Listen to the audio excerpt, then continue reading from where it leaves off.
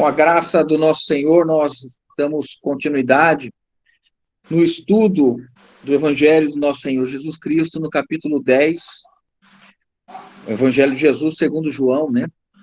Evangelho de João, capítulo 10. Nós vamos ver nessa noite os versículos 19 ao 30. Evangelho de João, podemos abrir a palavra de Deus para nós fazermos a leitura. A partir do versículo 19 até o 30. Eu vou ler, eu peço que os irmãos acompanhem. Diz assim, João 10, 19. Por causa dessas palavras, rompeu nova dissensão entre os judeus. Muitos deles diziam, ele tem demônio e enlouqueceu. Por que o ouvis? Outros diziam, este modo de falar não é de um endemoniado. Pode, porventura, um demônio abrir os olhos aos cegos? Celebrava-se em Jerusalém a festa da dedicação. Era inverno. Jesus passeava no templo, no pórtico de Salomão. Rodearam-no, pois, os judeus e o interpelaram. Até quando nos deixará a mente em suspenso? Se tu és o Cristo, dize-o francamente. Respondeu-lhe Jesus, já vou-lo disse, e não credes. As obras que eu faço em nome de meu Pai testificam a meu respeito. Mas vós não credes, porque não sois das minhas ovelhas. As minhas ovelhas ouvem a minha voz. Eu as conheço e elas me seguem. Eu lhes dou a vida eterna, jamais perecerão, e ninguém as arrebatará da minha mão. Aquilo que meu Pai me deu é maior do que tudo. E da mão do Pai, ninguém pode arrebatar. Eu e o Pai somos um. Louvado seja o Senhor. Irmãos, nós estamos nesse capítulo 10, esse capítulo tão profundo, tão significativo, né? E claro que quando a gente fala isso, nós só usamos essas palavras porque nós estamos vendo este evangelho neste capítulo e nesses versículos, porque essas palavras se aplicam a toda a Bíblia, né? Mas como nós estamos vendo e estudando agora, essas palavras são oportunas, né? Um capítulo profundo, um capítulo abundante, cheio de revelação a respeito da natureza de Deus, do seu propósito, da relação dele com Deus. É um capítulo que nos ilumina muito, e é um capítulo escrito, né, levantado ou trazido pelo Espírito Santo, né? Na verdade, todo o Evangelho de João, nós sabemos que é o Evangelho que veio após Mateus, Marcos e Lucas, né? Com um longo período após estes três primeiros evangelhos, chamados evangelhos sinóticos, e João veio movido pelo Espírito Santo, como os demais também, mas num período já em que a igreja experimentava já alguns ataques às assembleias existentes, né? Ou igreja no sentido geral, envolvendo todas as assembleias, né? Ou no sentido específico das assembleias que já estavam debaixo de ataque, debaixo de ensinos da época. Então, o Espírito Santo traz este evangelho para nós, reafirmando ou estabelecendo e deixando claro aos seguidores de Jesus quem ele é, a sua natureza, o seu propósito, a razão deste evangelho, que é o que a gente lê constantemente, né? No evangelho, ali no capítulo 20, né? Eu até vou ler de novo para os irmãos, tem algumas reuniões que nós não lemos, para nós não esquecermos da relevância desse evangelho, né? Evangelho de João, capítulo 20, 31, a respeito dos sinais, né? Estes, porém, foram registrados para que creiais que Jesus é o Cristo, o Filho de Deus, e para que, crendo, tenhais vida em seu nome. Então, o Espírito Santo, irmãos, move João, inspira João, para que este evangelho fosse escrito com o propósito de fortalecer as igrejas, as assembleias da época, esses primeiros ouvintes de João, que já estavam debaixo de ataques, que já estavam sofrendo ataque quanto à natureza de Jesus. Alguns afirmavam que Jesus não era Deus. Então, o Espírito Santo vem enfaticamente, desde o capítulo 1 de João, dizendo a todos os ouvintes: no princípio era o Verbo estava com Deus e o Verbo era Deus. João, então, começa o seu evangelho fazendo com que os seus ouvintes tenham convicção, tenham certeza a respeito da divindade, da messianidade de Jesus, o fato de Jesus ser o Messias, né, a messianidade, de Jesus ser o Cristo ungido. E nós vemos, então, essa construção ao longo de cada um dos capítulos, e estamos no capítulo 10, vendo Jesus sendo estabelecido de uma maneira tão profunda, como este Filho de Deus, como o Messias, como aquele que é um com o Pai, age em nome do Pai, age pelo Pai, se alimenta da vontade do Pai, para que as comunidades, as assembleias pudessem estar saradas e pudessem estar com a fé devidamente alicerçada naquilo que realmente edifica a igreja. Então, nesse contexto, né, Jesus traz essa parábola que nós já vimos em algumas reuniões, né, e hoje vamos ver mais um pouco, a respeito do pastor, a respeito das ovelhas, a respeito de aprisco. E por que nós fizemos a leitura do versículo 19 ao 21? Porque nós estamos vendo que Jesus, em todo o seu ministério terreno, irmãos, ele sofreu muita oposição. Ele foi constantemente contradito, ele foi constantemente levado a ser confrontado, ele sofreu oposição, e esses versículos 22 ao 19 ao 22, perdão, 19 ao 21, mostra que o caminhar do Senhor, ele foi marcado por este propósito, essa firme resolução de realizar o desejo do Pai. E que mesmo sofrendo oposição, descrédito,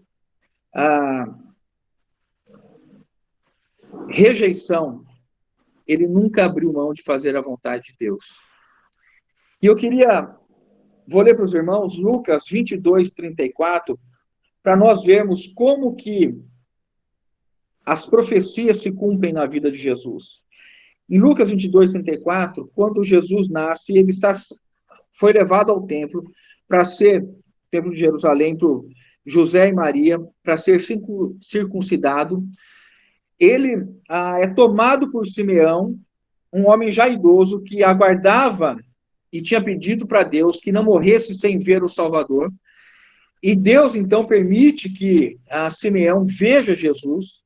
E Simeão, quando pega Jesus, está com Jesus ainda nele, Simeão diz o seguinte, Lucas 2, 34. Simeão os abençoou, então abençoou José, Maria e Jesus, e disse a Maria, a mãe do menino, né? Então vou ler aqui de modo corrido. Simeão os abençoou e disse a Maria, mãe do menino, eis que este menino está destinado tanto para a ruína como para levantamento de muitos em Israel e para ser alvo de contradição. Nós estamos vendo, capítulo após capítulo, desde que Jesus se manifestou ali em Caná, quando ele fez o primeiro dos sinais, e ele seguiu a sua carreira, seguiu a sua jornada, sofrendo oposição. E nós estamos de novo aqui no capítulo 10, e por isso que nós fizemos a leitura. Versículo 19, por causa destas palavras, rompeu nova dissensão entre os judeus. Muitos deles diziam, ele tem demônio e enlouqueceu. Por que o ouvis? Outros diziam, este modo de falar não é de endemoniado. Pode, porventura, um demônio abrir os olhos aos cegos?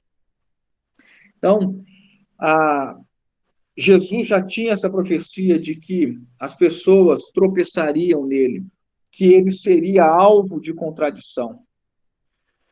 Mas o que nos inspira, irmãos, e isso serve para nós, que mesmo quando nós sofremos oposição, rejeição, descrédito pelo testemunho que nós sustentamos, nós jamais devemos desistir, nós jamais devemos parar, estagnar. Se aonde o irmão ou a irmã está, no trabalho, na família, há oposição, contradição, há aquelas chacotas, né, que o pastor, a pastora, o puritano, o santinho, o certinho. Irmãos, tudo isso já está predito. Bem-aventurados sois quando vos perseguirem por causa do meu nome. Se aconteceu com Jesus, não aconteceria conosco, né? Eu até separei um versículo aqui, Mateus 10, 25, para nós não desanimarmos, irmãos. Antes de entrar propriamente no versículo 22, né, que é o estudo de hoje, mas este momento em que Jesus está sendo alvo de zombaria, de contradição, dizer que ele tem demônio, irmão. Você está endemoniado, e Jesus já tinha ouvido isso antes, quando ele falou que ele era maior do que Abraão. Estamos certos que fala por Beelzebul, né? Mateus 10, 25. Basta ao discípulo ser como seu mestre.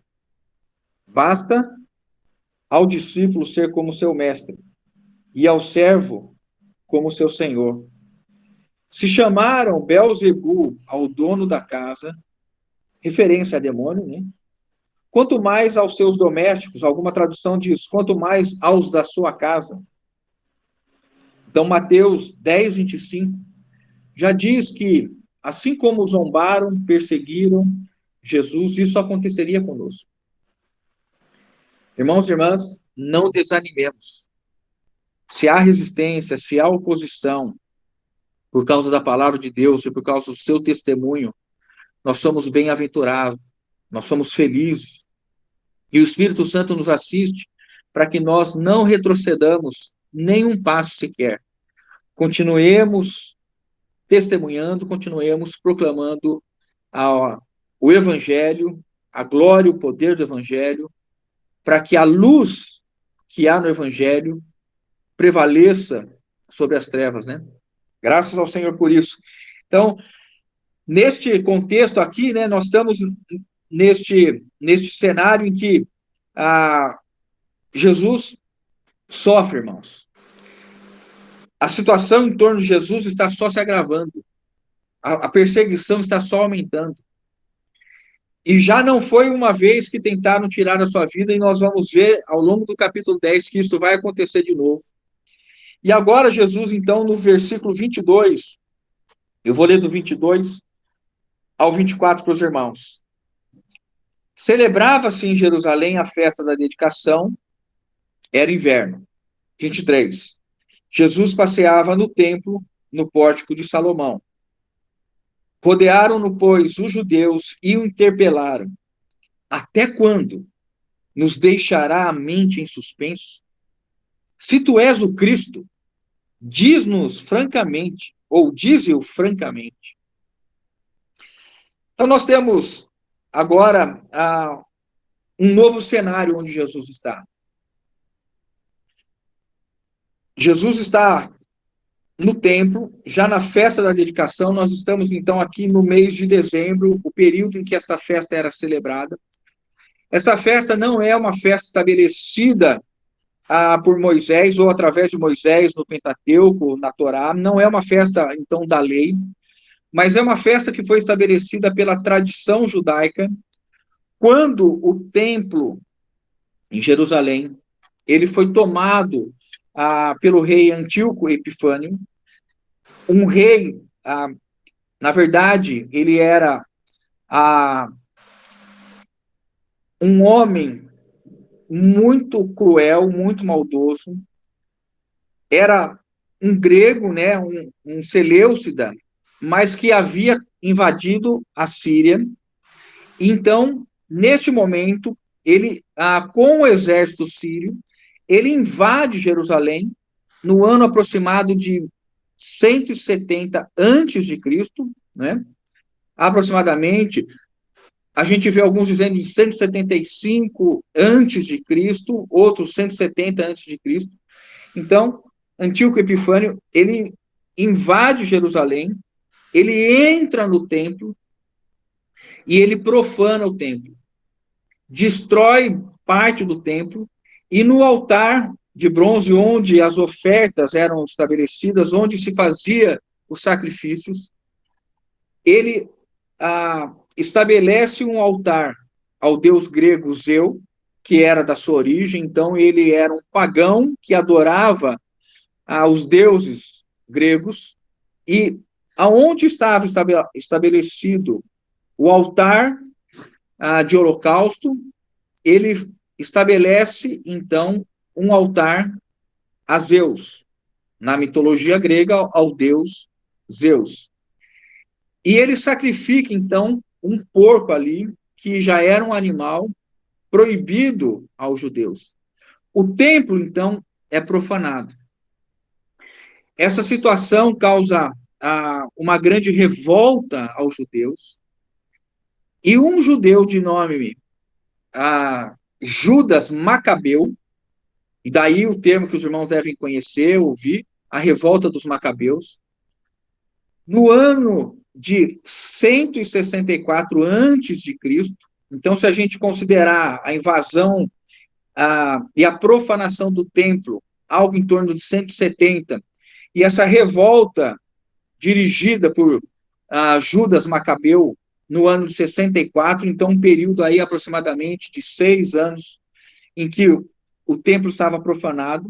Em 64, esses judeus liderados por Judas Macabeu, eles tomam novamente o templo e eles promovem a purificação do templo. Restabelecem o altar. Na Bíblia Católica, nós encontramos ali 2 livros dedicados a Macabeus, primeiro e segundo a Macabeus. Este relato que eu estou passando para os irmãos está em 1 Macabeus, capítulo 4, a partir do versículo 50, salvo engano, e também em 2 Macabeus, capítulo 10. Os irmãos podem ver. São livros chamados deuterocanônicos, não são os canônicos, não são os livros inspirados, mas trazem a sabedoria que nos é útil e trazem relatos históricos. Este evento da tomada do templo está descrito ali, então, neste livro que eu falei para os irmãos. Como a cultura é bom, os irmãos, aqueles que quiserem ler, porque ali há um detalhamento de como isso aconteceu, como eles procederam, o cuidado que eles tiveram na purificação. E aí, depois que eles tomaram o templo e purificaram, eles festejaram durante 8 dias e estabeleceram que anualmente os judeus festejariam, celebrariam a festa da dedicação, que é essa em que Jesus está agora vivendo nesses dias que nós estamos vendo aqui. Essa festa também chamada Festa das Luzes, porque a cidade fica iluminada, eles colocam luzes, lâmpadas, lamparinas nas portas, né? Enfeitam a cidade com luzes, numa representação de que quando o templo foi purificado, e novamente os elementos, o candelabro foi restabelecido, as ofertas foram restabelecidas, o povo voltou a ser iluminado por Deus e receber luz de Deus. Então, é uma festa dedicada a essa celebração, a purificação, a retomada do templo no ano de 164 a.C., por Judas Macabeus, né, que foi o líder, e então, desde então, até hoje, eles celebram essa festa da dedicação. É uma festa muito alegre, muito festiva, de muito júbilo, e a alegria está por este evento, né? Aí, irmãos, o versículo 22 traz uma anotação interessante. O finalzinho diz assim, era inverno. E isso nossos irmãos que comentam a Bíblia, os estudiosos, né, eles não têm muita clareza porque o Espírito Santo fez constar que era inverno. Alguns dizem que porque João estava presencialmente acompanhando Jesus, ele quis indicar que o que ele está relatando é absolutamente fiel. Ele estava ali, ele sabia o período. Então, nós estamos em dezembro, né? Inverno. Outros dizem que não é somente por isso, mas porque Jesus está andando no pórtico de Salomão, que é uma área que tem, imagina, os túneis laterais, né? Eu mandei uma foto para os irmãos, depois os irmãos podem ver. Então, nós temos os pátios, e lateralmente, tanto a leste quanto a oeste, existem os pórticos ou grandes túneis sustentados por colunas altas, em que era comum os rabinos e os seus discípulos caminharem ali para orar, meditar e falarem a respeito da palavra. E por que ele estava neste lugar coberto? Então, alguns dizem, porque era inverno. Então, Jesus estava num lugar mais abrigado. Há também, irmãos, e aqui eu vou comentar com os irmãos, porque acho interessante, né? Embora entendo eu que não seja o ensino imediato que o apóstolo João quer nos dar, mas há quem use isso como uma alegoria, algo no sentido de que o Espírito Santo está nos dizendo que tudo que está relacionado às coisas da antiga aliança, às festividades judaicas, sem a presença de Jesus, o Espírito vivo, habitando, é algo de sombra, é algo frio que não tem vivacidade. Então, há quem entenda que a nota aqui, era inverno, está fazendo uma referência em que, mesmo nesse momento de festa, pelo fato do Espírito Santo não estar habitando dentro de nós, que é a realidade do Novo Testamento, eles ainda estavam frios, não é? Vamos seguir? Só estou colocando isso para os irmãos, porque a gente ouve os nossos irmãos, né? E acho importante a gente ver a medida de cada um, o entendimento de cada um, né? E o Espírito Santo dirige e dê entendimento. Eu creio também, irmãos, que nós poderíamos tomar isso para nós. Se nós nos encontramos frios, se nós nos encontramos vivendo as coisas de Deus num ambiente que deveria ser de festa, entendam festa como a presença de Deus que fortalece, encoraja, vivifica, dá fervor, e nós não nos encontramos assim, será que isso não seria o nosso inverno? Será que isso não seria um momento de distanciamento com o espírito entristecido ou um espírito apagado? Né? Cada um de nós, diante do Senhor, medite a respeito disso. Versículo 23. Então, é dito onde Jesus estava caminhando, e aí a pergunta dos judeus ao Senhor traz o sinal e revela quem eram as pessoas que estavam cercando Jesus. Por um lado, nós poderíamos entender que num grupo grande de pessoas, nós temos motivações diferentes. Alguns, de fato, estavam, de uma vez por todas, querendo ouvir da boca de Jesus abertamente: eu sou o Messias. Ou outros, e aqui, muito provavelmente, era a circunstância da maioria, eles queriam quase que como numa armadilha, fazer com que Jesus proclamasse dentro do templo, numa situação em que os sacerdotes estavam ali, os escribas estavam ali, os fariseus estavam ali, que Jesus publicamente dissesse que ele era o Messias. Se tu és o Cristo, se tu és o Messias, fala francamente. Para com essa questão de parábola, para com questão de dizer que é o pastor, que tem aprisco, que tem ovelha que ouve, tem ovelha que não ouve. Fala claramente. Tu és o Cristo ou não é o Cristo? Por quê, irmãos? Nessa fase, nesse momento em que Jesus está vivendo com os judeus, o termo Cristo, o termo Messias, tinha uma conotação basicamente militar e política. Pela situação que os judeus viviam debaixo do governo romano, debaixo do jugo romano, o Messias era visto como alguém de cunho militar e político para trazer a libertação e por fim ao governo romano. Se Jesus se proclama, então, o Messias, ele está também trazendo para si aquilo que ele já havia sido acusado anteriormente. Você blasfema. E a blasfêmia era passível de morte, de apedrejamento. Então, muito possivelmente, essas pessoas que cercavam o Senhor, alguns, não podemos generalizar todos, mas alguns estavam ali como para testá-lo, como fizeram quando levaram com a mulher pega em adultério, para ver se ele se condenaria na sua resposta. Lembrando, irmãos, que em duas oportunidades Jesus disse abertamente que ele era o Cristo ou que ele era o Messias. Para a mulher samaritana, em João 4, e para o cego, recentemente que nós vimos no capítulo 9. Jesus fala que ele é o Messias. Se soubesses a quem pede água, pediria, ele daria águas da fonte eterna, né? E Jesus ali fala para ela que realmente chegou aquele que eles estavam esperando. E para o cego, Jesus disse: eu sou o Messias, esse que está diante de vós.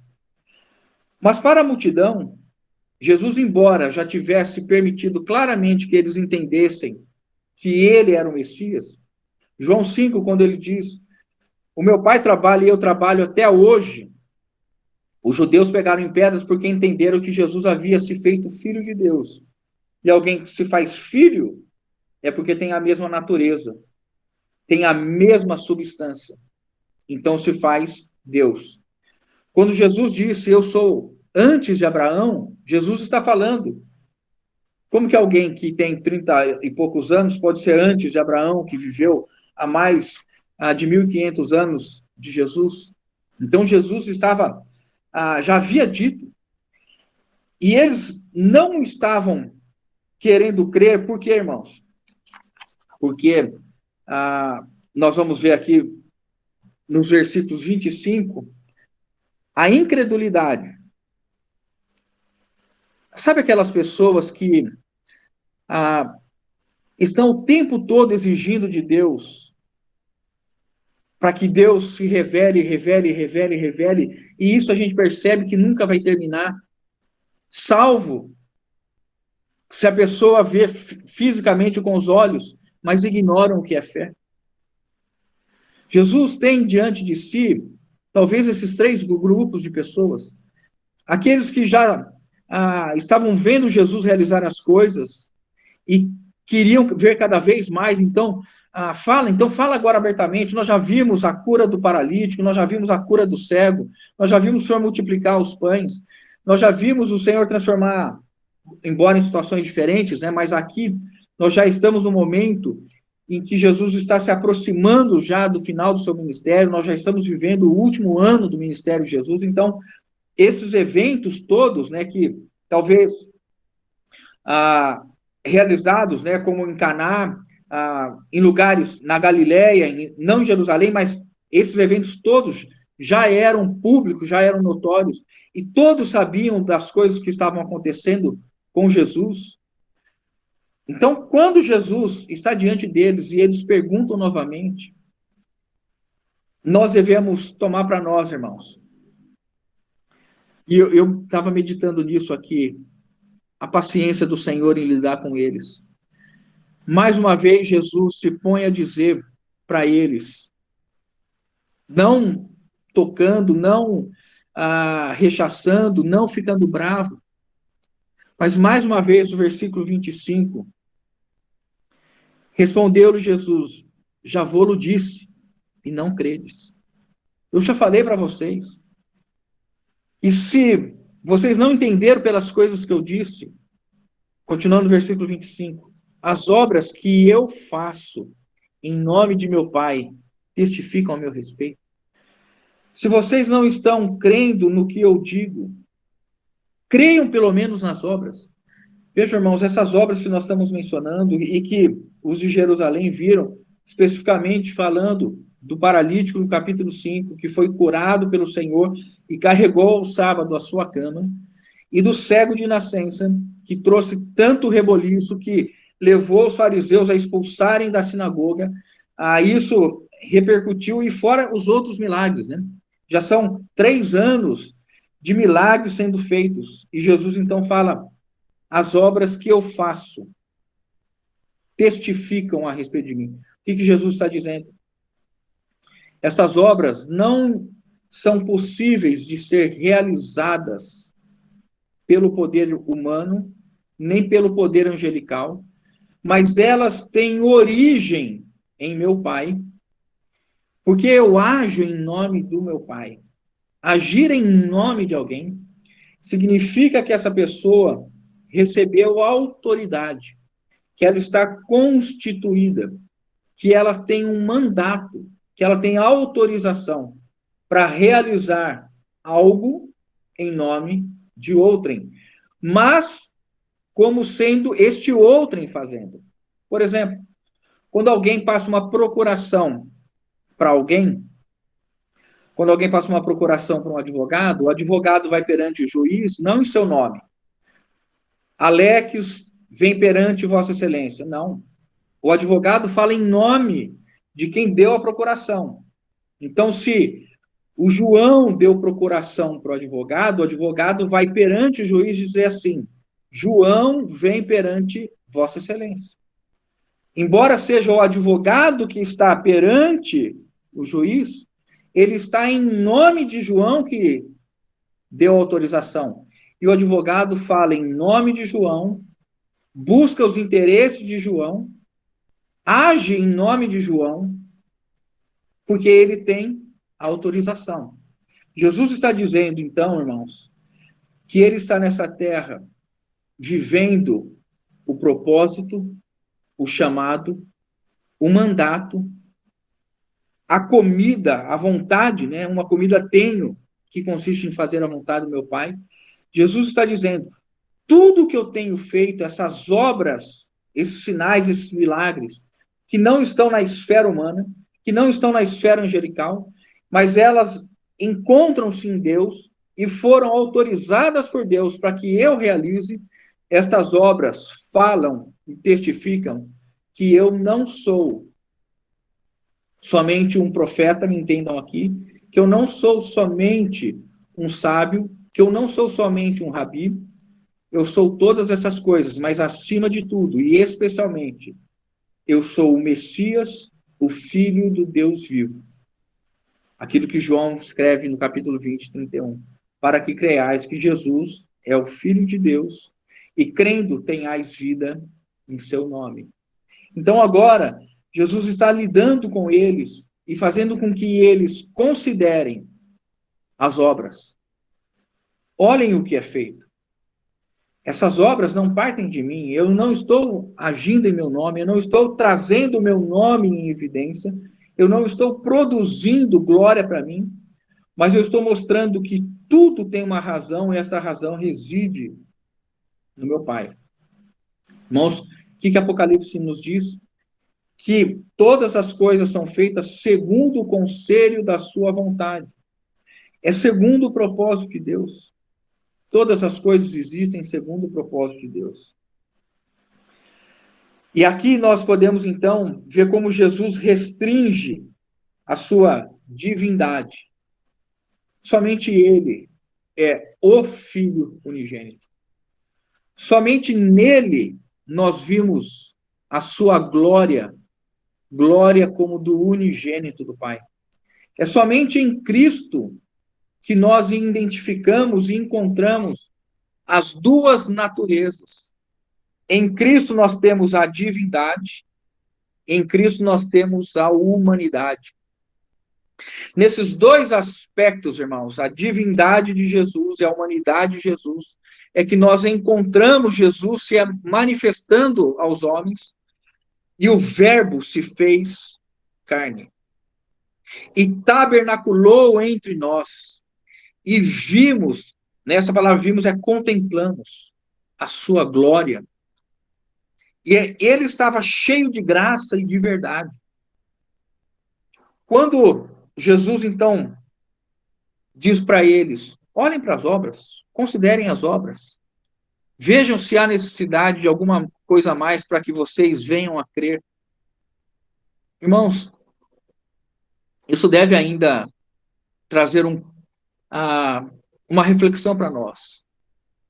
Depois de tantos anos de caminhada com o Senhor, ainda nós esperamos alguma coisa para crer, para ver ou para ter certeza de quem é Jesus ou quem é Jesus? Nós ainda precisamos pedir sinais para que Jesus se manifeste? Eu creio que não, né, irmãos? Eu creio que a nossa longa caminhada com o Senhor já traz paz para nós.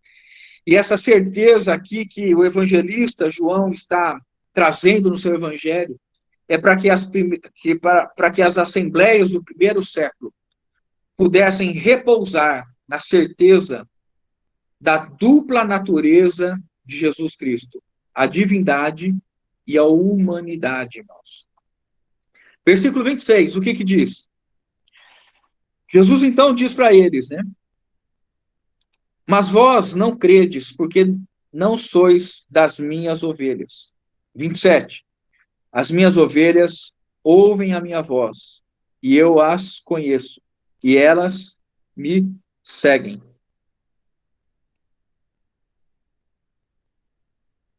Jesus então levanta uma questão para eles. Mas vós não credes. Vocês, mesmo diante de tudo que ouviram e viram, vocês não creram. Ou melhor, vocês não creem. O coração de vocês não está inclinado a reconhecer que eu estou no Pai e que o Pai está em mim.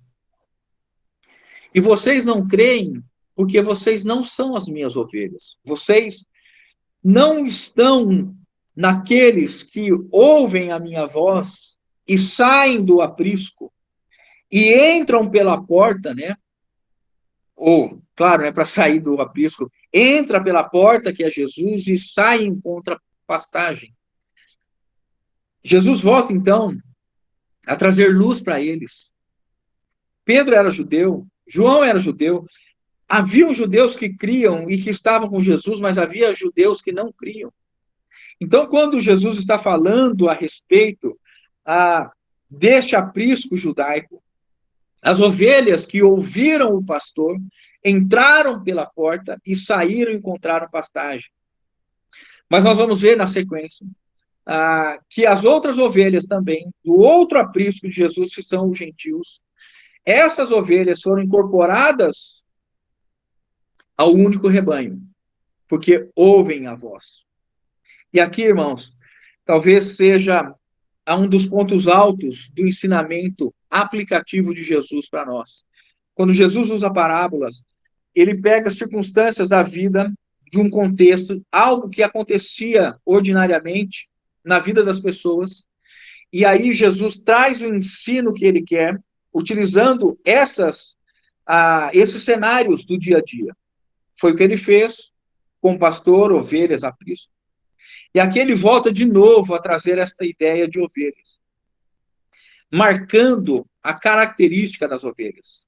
As ovelhas ouvem a minha voz. Eu as conheço e elas me seguem. Este capítulo 10 quer ressaltar que um cristão é alguém que, eminentemente, tem uma característica principal. Ele ouve.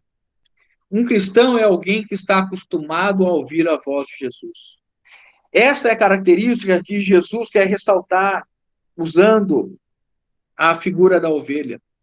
Como ovelha, nós somos esses que têm uma capacidade de ouvir o pastor, de ouvir o seu dono. E por que as ovelhas ouvem a sua voz? Porque o pastor é o que dá a vida pelas ovelhas, é o que cuida e alimenta das ovelhas. Os irmãos sabem, né?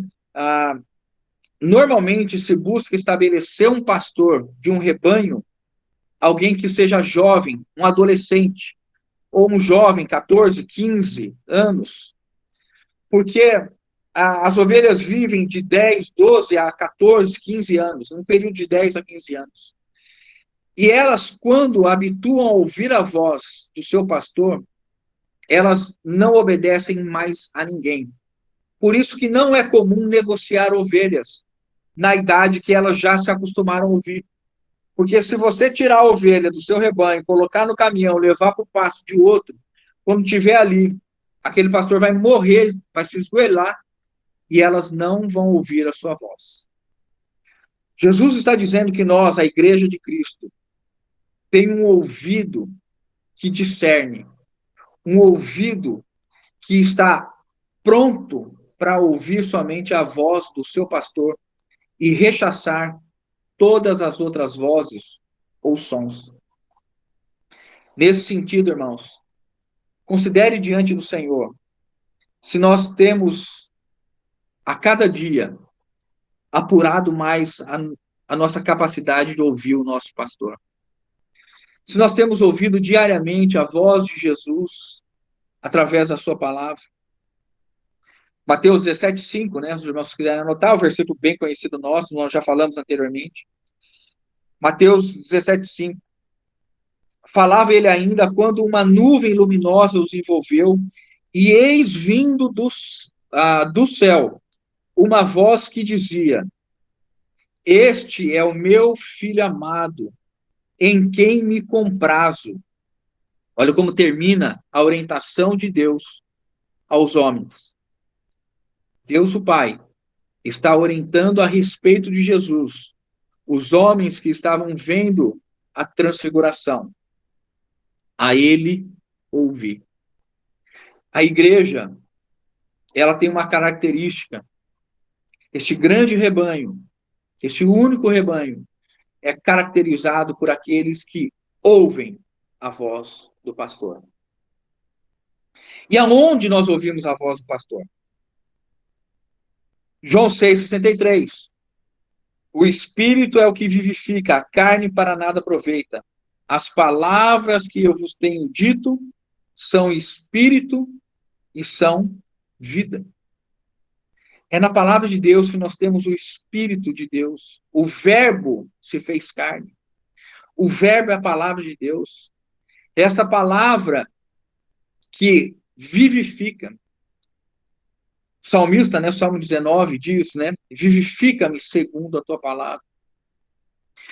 É quando nós ouvimos a palavra de Deus que nós somos vivificados. Porque o Espírito age interiormente. O Espírito age na nossa comunhão, o Espírito age na nossa intuição, o Espírito age na nossa consciência, o Espírito alcança, irmãos, a nossa vontade, os nossos pensamentos, a nossa emoção por meio da palavra de Deus. É a palavra de Deus que começa operando em nossa mente, e na operação da nossa mente, os nossos pensamentos mudam, são transformados, e nós alcançamos a nossa vontade. A nossa vontade, ela passa a ser a vontade de Deus. O nosso corpo passa a realizar a vontade de Deus. Por isso que Romanos 12 nos diz, né? Rogo-vos, pois, pelas misericórdias de Deus, que apresenteis os vossos corpos por sacrifício vivo, santo e agradável a Deus, que é o vosso culto racional. O corpo é a última manifestação da atuação da palavra de Deus, que é espírito, que é vida. A palavra de Deus alcança o nosso espírito, alcança a nossa alma, e aí o nosso corpo manifesta aquilo que nós estamos vivendo interiormente. Por isso que um culto racional, quando Paulo diz do corpo, é que este corpo agora está harmonizado com o Espírito Santo.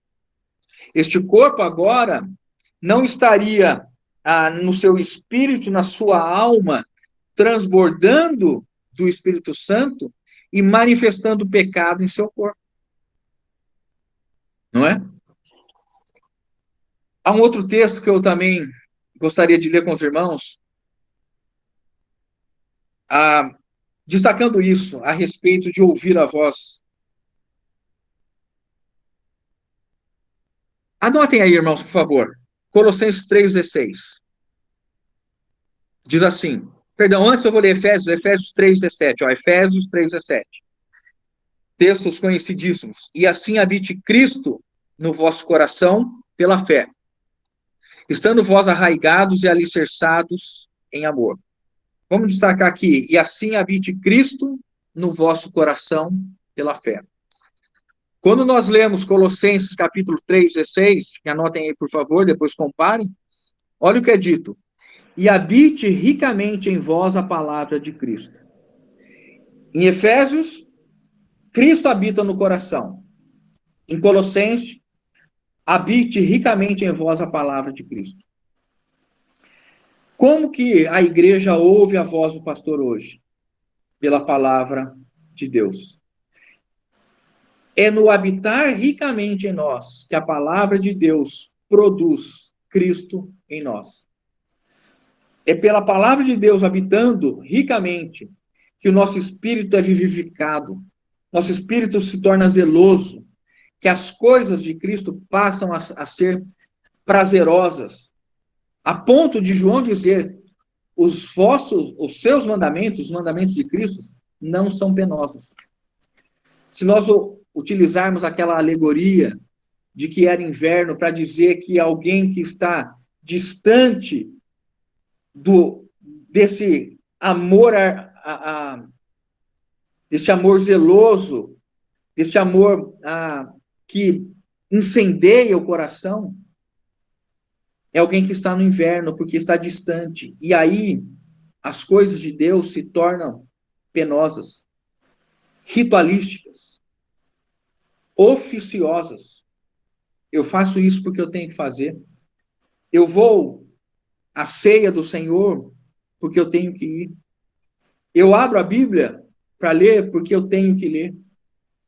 Agora, se nós estivermos vivendo, aspas, né, o verão do Espírito Santo, nós estaremos com o coração fervoroso, nós estaremos com o coração ardente, nós estaremos amando e buscando todas as coisas de Deus poderosamente.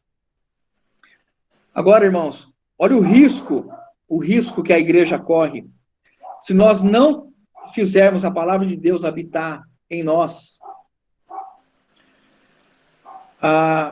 nós permitiremos que fortalezas, sofismas sejam construídos, castelos sejam construídos em nós. E a maneira de nós destruirmos esses castelos, essas fortalezas, é rodeá-los pela palavra de Deus de modo completo.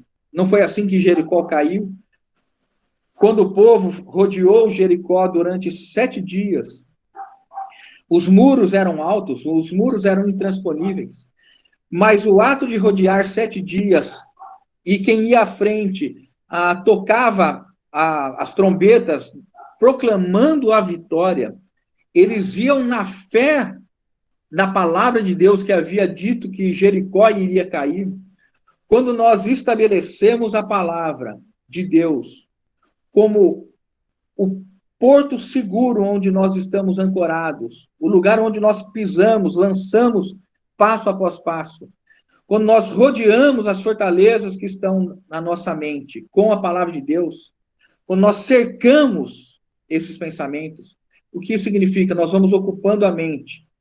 Eu tenho medo, eu trago versículos que afastam o medo.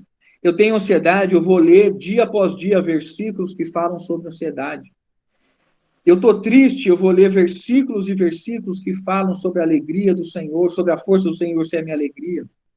Eu estou desanimado, eu vou ler versículo após versículo, até essas fortalezas ruírem.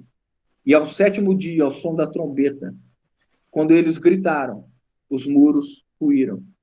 Quando nós proclamamos a vitória em Cristo Jesus pela palavra de Deus, quando nós cercamos as coisas que ocupam o nosso coração como fortaleza, como sofisma, eles vão cair, eles cairão. Porque é a palavra de Deus, viva e eficaz, e mais cortante do que espada de 2 gumes, a ponto de separar espírito de alma, junta de medulas, e discernir os propósitos do coração. É por isso que quando nós rodeamos, enchemos o nosso coração, habitamos a palavra de Deus em nosso coração, e isso é um esforço nosso, isso é um esforço, é parte da nossa responsabilidade, não atribua isso ao Espírito Santo, mas é algo que o Senhor diz que nós deveríamos fazer. Claro, quando eu digo não atribua ao Espírito Santo, eu estou dizendo, nós não ignoramos que o Espírito Santo habita em nós e nos dá graça, e que ele nos responsabiliza por nós nos alimentarmos, que nós devemos nos esforçar, que nós devemos combater este combate, né, lutar contra o nosso corpo, esmurrar o nosso corpo, porque o reino dos céus é tomado por esforço, irmãos. Então, assim, apatia para ler a Bíblia. Quem é que pode vencer isso? Você se coloca diante do Senhor, Senhor, eu estou apático, sem vontade, eu estou dando meu tempo para outras coisas, e eu sei que é na tua palavra que eu encontro espírito e vida, e que é a tua palavra que pode me vivificar. E foi na palavra do profeta que os ossos secos foram cobertos e foram restabelecidos. É a palavra de Deus que tirou Lázaro da morte. É a palavra de Deus que fez habitar a luz onde havia trevas. E o Espírito de Deus pairava sobre as águas da morte. E disse Deus, haja luz. Irmãos, a igreja não pode negligenciar a palavra de Deus em circunstância nenhuma. Nós devemos ser cada vez mais esses que habitam ou que fazem a palavra habitar em nós. Nós devemos nos estimular falando entre vós com salmos e hinos e cânticos espirituais, porque isso nos enche do Espírito. Nós devemos usar nosso tempo, marido, esposa, em nome de Jesus, restabeleçam palavras que procedem das Sagradas Escrituras. Abençoem uns aos outros, abençoe esposa, filhos, maridos. Irmãos, nos abençoemos mutuamente, nos encontremos com salmos, hinos e cânticos espirituais. Nos visitemos trazendo salmos, hinos e cânticos espirituais. Abençoemos uns aos outros com as palavras que são espírito e são vida. Mas o apóstolo Paulo diz que nos últimos tempos a igreja, ou muitos, não suportarão essa doutrina. Eu vou ler esse versículo para os irmãos. 2 Timóteo 4:3 diz assim: pois haverá tempo em que não suportarão a sã doutrina. Pelo contrário, cercar-se-ão de mestres segundo as suas próprias cobiças, como que sentindo coceira nos ouvidos. 2 Timóteo 4:3. Os irmãos lembram quando nós lemos que o ladrão vem para roubar, matar e destruir? Nesse contexto de João 10, essa primeira referência, matar, roubar e destruir, não é uma referência a Satanás, irmãos. Embora nós sabemos que todos os que agem contra Cristo são motivados por Satanás. Mas aqui, neste capítulo 10, Jesus está dizendo que o ladrão, aqueles que se apresentam ou vão em direção às ovelhas, eles são esses, e o irmão explicou claramente isso para nós quando compartilhou. Eles trazem falsas doutrinas, falso ensino, falso evangelho, falso Cristo. É o que Paulo está advertindo. É a última palavra do apóstolo Paulo. É a última carta do apóstolo Paulo, o último capítulo do apóstolo Paulo, as últimas palavras a uma situação da igreja já muito afetada, muito degradada. E Paulo está dizendo o seguinte: pois haverá tempo em que não suportarão essa doutrina. A pregação do evangelho, irmãos, é o que distingue aqueles que são e aqueles que não são do Senhor. Quando nós ouvimos alguém que se levanta para dizer que fala por nome de Deus, nós devemos julgar, irmãos, palavra por palavra. Nós devemos conferir o que é dito segundo a Bíblia. E não somente conferir se é um texto bíblico, mas se ele está harmônico com toda a palavra de Deus. Porque versículos podem ser tirados do contexto e produzir um ensino errado, que talvez não seja uma intenção má do pregador ou daquele que fala, mas também há aqueles que fazem maliciosamente. Essa é a nossa responsabilidade. Por isso que na comunidade da fé, na Assembleia Cristã, nós somos edificados sobre o fundamento dos profetas. Nós somos edificados sobre o fundamento dos profetas, dos apóstolos e dos profetas. É essa condição que nós devemos guardar, e isto é responsabilidade de todos nós. Na comunidade que o Senhor nos deu a congregar, cada um de nós deve se levantar como um arauto, como alguém que defende a doutrina dos apóstolos, a doutrina evangélica, a doutrina cristã, porque é sob a doutrina dos apóstolos que nós somos edificados. Muitas vozes hoje, a internet cheia de pessoas dizendo que falam de Deus, que tem códigos para liberar, que vão mudar sua vida, que vão transformar.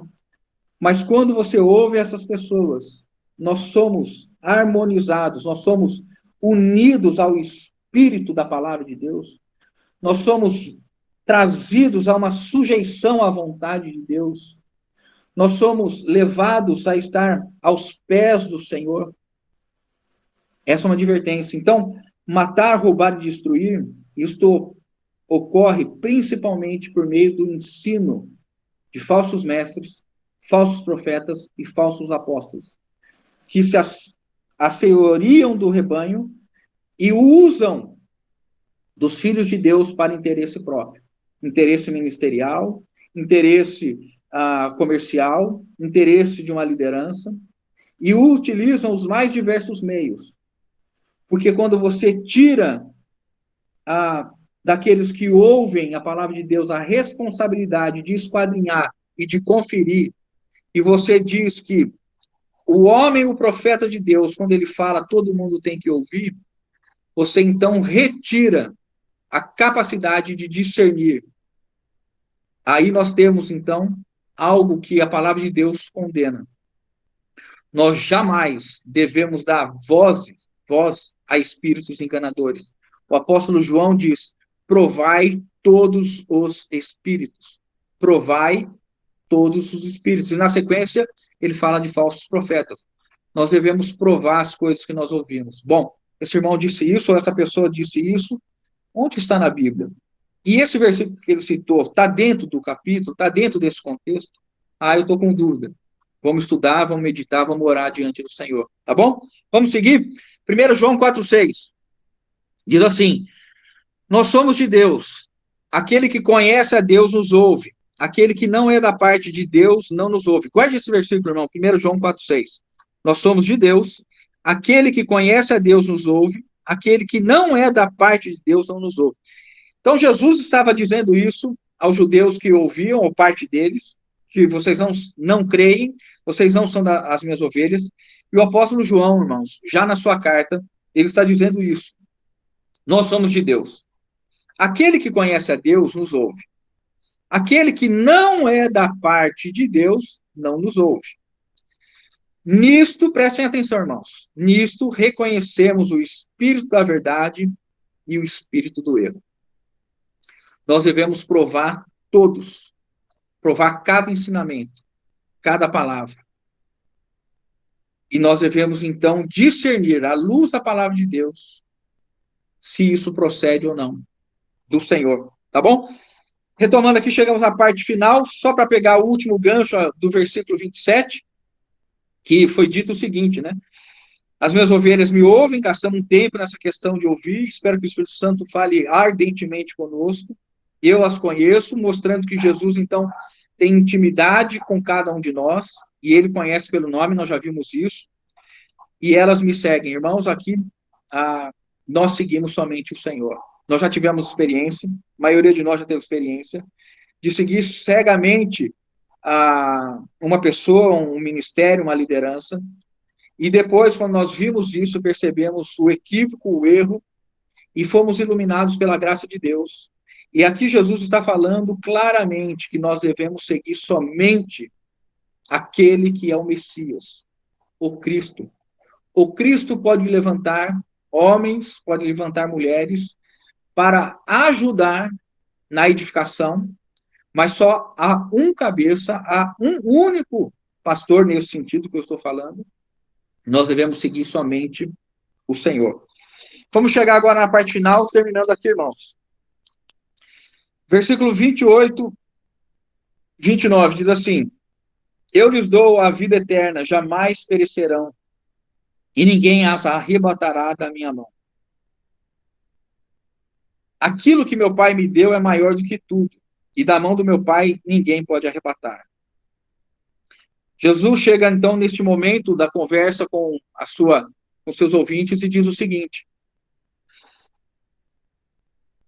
esta vida que eu estou falando, que eu vim para que tenham vida em abundância, esta ação que eu estou dizendo para vocês, quem de mim se alimenta jamais terá fome, quem come de mim jamais terá sede. Eu sou a luz do mundo, eu sou o pão da vida, eu sou a vida em abundância. O que eu estou dizendo para vocês é que eu sou o único que pode dar uma vida que é eterna. Eu não estou aqui como um homem para trazer ensinamentos que vão fazer com que vocês vivam somente essa vida física e termine perecendo, condenados. Mas eu sou este que é a porta, e quem entra pela porta é salvo, encontra pastagem e se torna, dentro dessa figura, irmãos, de ovelha, tá? Me permitam aqui, quando fala de em plenitude, o que é uma plenitude para uma ovelha? Ela está bem alimentada, bem hidratada, com comida, com bebida, a proteção do pastor, não é? Ela está vivendo a plenitude de uma vida de ovelha. Quando Jesus fala que ele veio para ser a plenitude, essa vida zoé, essa vida incriada, essa vida indestrutível, aqui ele fala claramente: eu lhes dou a vida eterna. É uma vida que, quando nós recebemos, no ato de crer em Jesus, nós recebemos uma natureza divina. O que nasce da carne é carne, o que nasce do espírito é espírito. Então, ao crer em Jesus, nós recebemos esse espírito, essa vida divina, e agora, irmãos, como que nós a seguimos? Nós seguimos esta vida eterna que nos faz viver eternamente. Parece óbvio, mas o que Jesus está dizendo, jamais perecerão, por quê? Nunca morrerão. Quem crê em mim jamais vai perecer, jamais terá fim. Por isso que Paulo diz a Timóteo que Jesus trouxe a evidência a imortalidade. Nós, os crentes, nos tornamos imortais. Ainda que nós tenhamos o tabernáculo terreno desfeito, nós temos um tabernáculo celestial. Jesus afirma categoricamente, e João, quando traz isso, as assembleias do primeiro século, ele está trazendo tranquilidade e segurança. Ainda que vocês sofram perseguição, ainda que vocês sejam oprimidos, ainda que vocês sejam desprezados, ainda que chamem vocês de endemoniados, vocês podem se tranquilizar, porque ainda que venham a morrer, vocês viverão eternamente. Eu lhes dou a vida eterna, jamais perecerão, e ninguém as arrebatará da minha mão. Jesus está dizendo: ninguém pode tirar as ovelhas que o Pai me deu. Ninguém pode tirar os filhos que o Pai me trouxe. Ninguém pode tirar os crentes, os cristãos, porque eles estão na minha mão. Este é o lugar de segurança.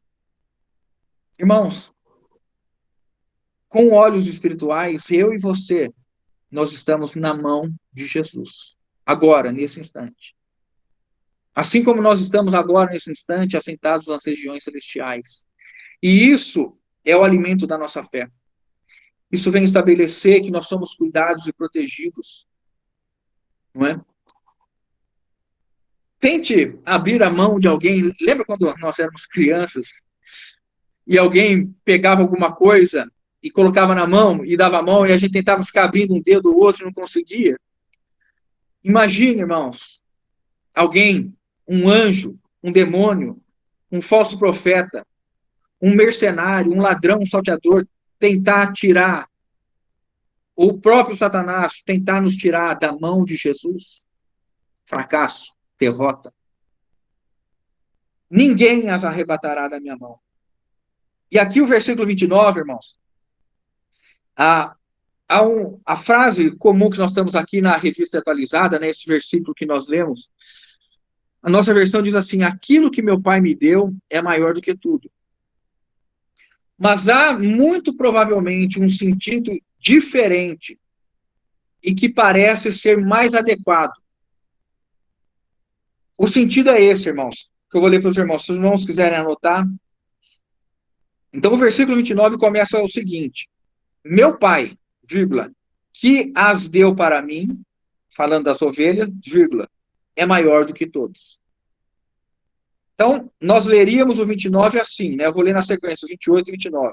Eu lhes dou a vida eterna, jamais perecerão, e ninguém as arrebatará da minha mão. Meu Pai, que as deu para mim, é maior do que todos. Os irmãos percebem que, com esta tradução, o sentido desses versículos e esse pensamento, ele fica muito mais forte, latente, ele ganha um brilho intenso, porque agora nós temos uma visão de que é o poder de Deus que está trazendo as ovelhas ao filho, é o pai que está querendo que essas ovelhas estejam com o filho, é o pai que deu o mandato para que o filho cuide e dê a vida pelas ovelhas, é a mão do filho que está protegendo, mas se alguém pudesse ter a ousadia, e aqui é uma segurança para nós, como igreja do Senhor, saber, e por que João escreve isso? Porque aqueles que pensavam que Jesus não tivesse a natureza divina, poderia dizer que Jesus não era forte o suficiente para chamar, atrair, fazer seguidores e manter seguidores. Quando Jesus diz que o Pai é maior do que tudo, maior do que todos, ele se refere a Deus, os judeus entendem, então, o que Jesus está dizendo é que verdadeiramente ele e o Pai são um. Jesus termina o versículo 30 dizendo: eu e o Pai somos um.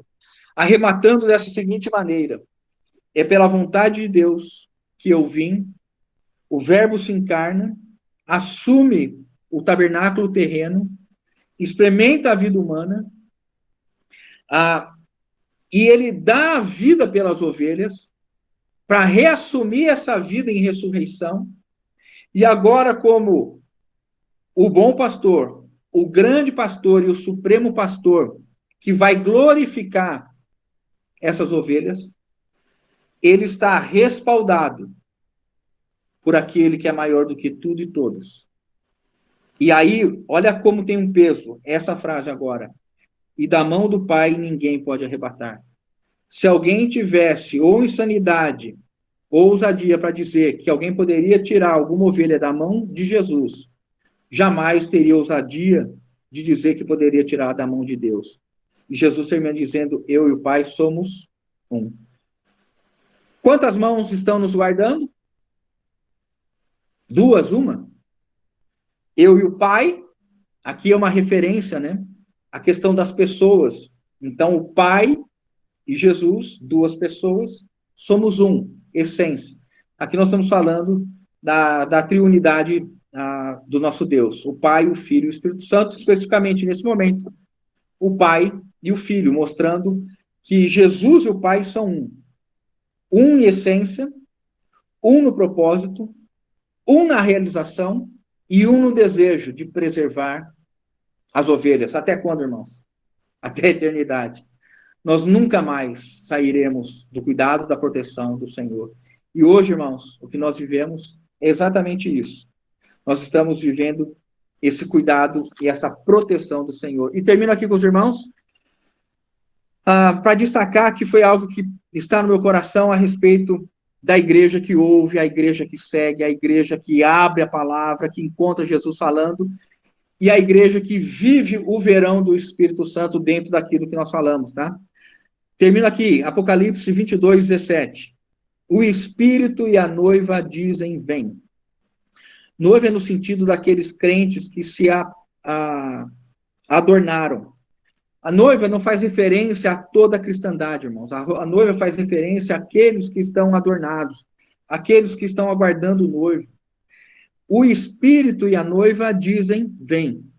Olha que coisa poderosa está sendo dito aqui para nós. No último livro do apóstolo João, João está dizendo para nós o seguinte: o que o Espírito quer e o que a noiva quer é a vinda de Jesus.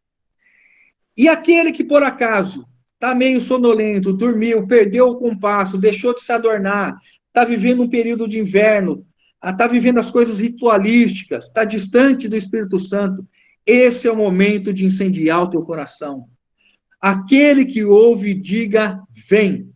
Irmãos, se nós estamos aqui ouvindo a palavra de Deus hoje, se nós estamos aqui meditando na palavra de Deus, se nós estamos aqui pedindo iluminação do Espírito Santo na exposição, eu creio que o Espírito quer levantar todos nós numa condição de noiva, adornando, buscando ouvir e seguir o Cordeiro, buscando ouvir e seguir o nosso Senhor, buscando ouvir a sua palavra, guardar o coração dos falsos profetas, dos falsos apóstolos, amar a palavra de Deus, ter tempo devotado à leitura da palavra, restituir tempo perdido. Irmãos, hoje é o tempo de nós se levantarmos. E se você está ouvindo o Espírito e a noiva, se há irmãos que estão clamando, vem, ó Maranata, vem, Senhor Jesus, que desejam o encontro do Senhor nos ares, que este fervor desses irmãos, que este verão causado pelo Espírito Santo, Senhor, incendeia cada um de nós, e nós possamos nos levantar, dizendo, Senhor, eu estou te ouvindo, e quero seguir até aquele dia, ouvindo ao Senhor. O Espírito e a noiva dizem, vem. Aquele que ouve, diga, vem. Aquele que tem sede, venha. E quem quiser, irmãos, quem quiser, receba de graça a água da vida. Nós estamos guardados na mão do Pai e do Filho. Esse é o nosso lugar, irmãos. Que Deus abençoe e nos guarde em nome de Jesus.